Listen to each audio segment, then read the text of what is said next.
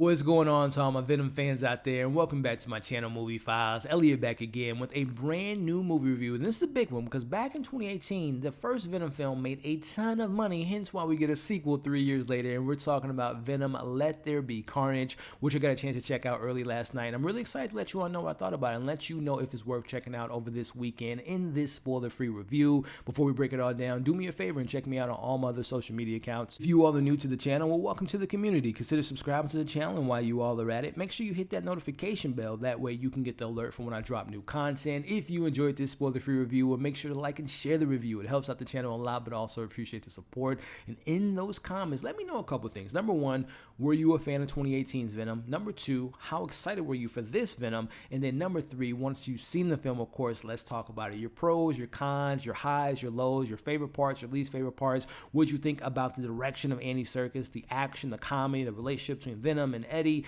the new characters of Carnage and Shriek, and let's talk about it all. And also, I know everyone's going to be talking about this, the mid-post-credit scene. I'm going to make a separate video just kind of sharing my thoughts about that, but let me know in the comments, were you excited for it when you seen it? Are you not excited? Let's just talk about it. No spoilers, but let's let me know your feelings on that mid-post-credit scene in the comments below. And also, which is your favorite? Venom 1, Venom 2? Let's talk about it. So, going into this new one, 2018 Venom for me, didn't love it, didn't hate it. I was kind of right in the middle. Going into this movie, the trailers didn't really get me overexcited, but I was interested in this film because I love Tom Hardy. I'm a big fan of Andy Serkis. I love Michelle Williams. I love Woody Harrelson. I really want to see what they can do with Carnage. I know it wasn't rated R, which we'll talk about that in this review, but I wasn't, like I said, I wasn't excited. I was just interested to see what they're going to do with this character. So here we are talking about it, starting off my pros. First and foremost, they were able to bring what I liked about the first one and bring it into this one and give it to us 10 times more in this film in regards to this relationship of Venom and Eddie. And that's literally the best part of this film, guys, for me personally, because this scene, which I'm not the biggest Eddie Brock fan, at least this interpretation of the character, kind of being a, lonely loser, or at least Venom looks at him as a loser kind of guy. I wish he had a little bit more confidence, but neither here nor there, just taking it for what it is. Tom Hardy as Eddie, he's okay.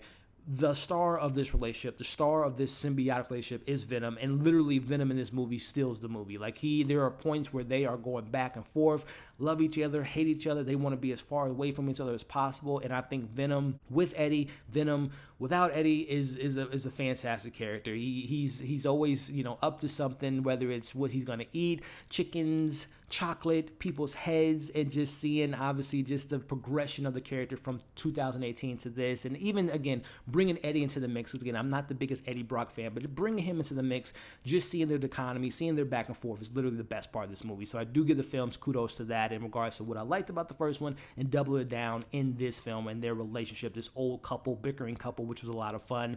I gotta say, not the biggest fan of Cletus Kasady. I'm a big Woody Harrelson fan, but I'll leave that to a little bit later. But I am a fan of Carnage. Carnage as a menacing, chaotic, just destructive character. I think that this film really did highlight all of those traits. From what I don't read a lot of Venom comics or Carnage comics, but from what I know of Carnage from the 90s cartoon and the video games I've played, they did a good job. They really did embrace the chaoticness and just the menacing nature of this. He can kill anyone. He wants blood. He's out for blood. He has this hatred towards Venom. Carnage, they did a good job with him. Again, Woody Harrelson, we'll talk about that a little bit later. And I will say also, the comedy to me in this movie, not the biggest fan of, but I did enjoy Mrs. Chan. They brought her back, and there's a couple scenes that she really does a good job in, especially where it involves Venom and her and Annie. I thought that was a really funny moment. And I will mention the action. The film, it's number one, I'll mention this also, it's an hour and 37 minutes. This film wastes no time. It gets straight to the point, which I appreciated because I wasn't really all that invested in the story. But the action in the movie, I wanted more, but when we do get the action, especially between Venom and Carnage, I thought it was pretty good and really well handled, and just it was much better than the fight in the first one, which that CGI slush fest, like watching two like weird creatures clashing each other, was just so stupid, like blubber just fighting each other. But this one was like, you can see what's going on. It wasn't too quick and shaky. It was like a really good action moment. So I'll give the film that. The action was 10 times better in this one than the first one. Let's move on to my criticism. So this film to me, which is, I guess, is a good thing. If you all have seen the trailer, I think there was 2 main trailers for Venom, Let There Be Carnage. The movie is exactly what the trailer is, which, like I said, is a good thing. But for me, I wanted to push the envelope. But I'm not referring to the rating, which I will say right now, if it was rated R, rated MA, rated NC-17, it wouldn't have helped this film because the story is so paper thin. Literally, I won't even have to explain the story because literally, if you've seen the trailers, you've seen this movie. It is literally in the trailer. It is a very simplified, simpleton story, which to me, again, not every superhero movie, not every movie in general doesn't have to be the best movie of all time, doesn't have to be the greatest comic book movie of all time. But we're at this point in the comic book genre, I think we should be beyond the mediocre stories. We should be beyond just the simplified, we don't know how this character got powers, but just take it for what it is. It's just like, I think as an audience, we should be more inclined to want more from these films. And again, it doesn't have to be the greatest of all time, but I know some people are going to be fine with the lack of story. They just want to see a bunch of goofiness and craziness, which I know a lot of people compare the first one saying, and they're going to do it with this one. And this is no offense to anyone that thinks this way, and I think this way to a certain extent. The whole, this film really embraces the 90s, over-the-top, cartoonish type of vibes, which I can applaud that. I'm a 90s kid. I love 90s cartoons, but that's a cartoon. This is a live-action movie, comic book movie with, real-life actors. Some things don't translate well to the big screen. And for me, the whole 90s goofy, over-the-top, we don't have to worry about character development. We don't have to worry about story. To me, it's just like, I want that. I want that in the film. And that brings me to one of my biggest disappointments. I was so excited to see that Andy Serkis was going to be a part of this film. He doesn't have the world's greatest filmography in regards to him directing movies. He's directed some films, which I've enjoyed.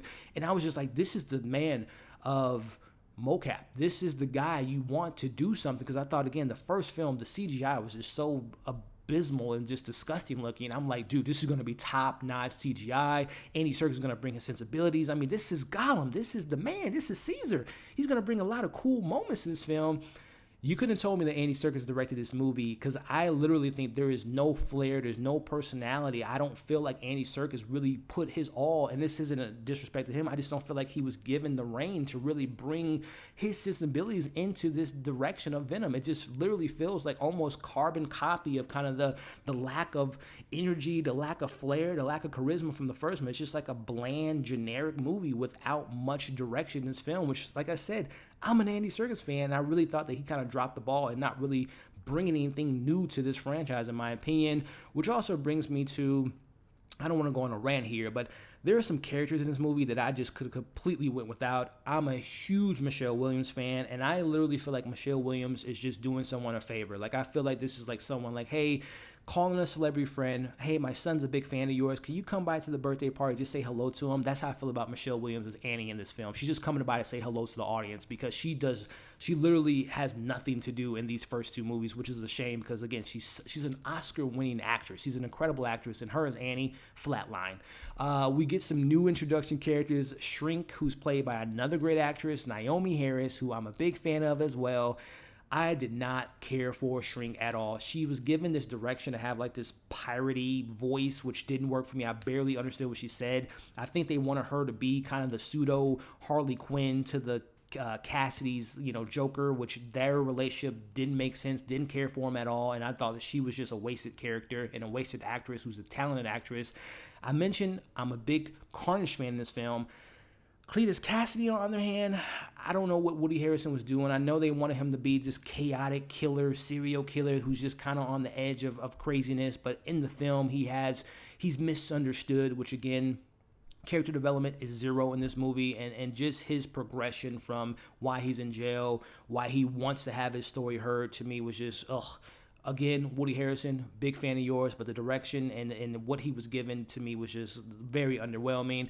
There's a detective in this, I believe his name was Detective Mulligan, whose story ties into Shriek, which again, the story is just very messy, very, not even convoluted. It's very straightforward. It's just not, it doesn't push the envelope. It doesn't give me much in the story. It's just like we're just watching nonsense on the screen, at least in my opinion. And then the comedy, very subjective. I didn't find this film to be funny at all. I mean, Venom's at a raid party having a listen, Before I give you all my overall thoughts about score of this film, make sure to like the video, share the video, and leave your thoughts in the comments. Again, I don't want to, if you love this film, I'm going to wrap it up now.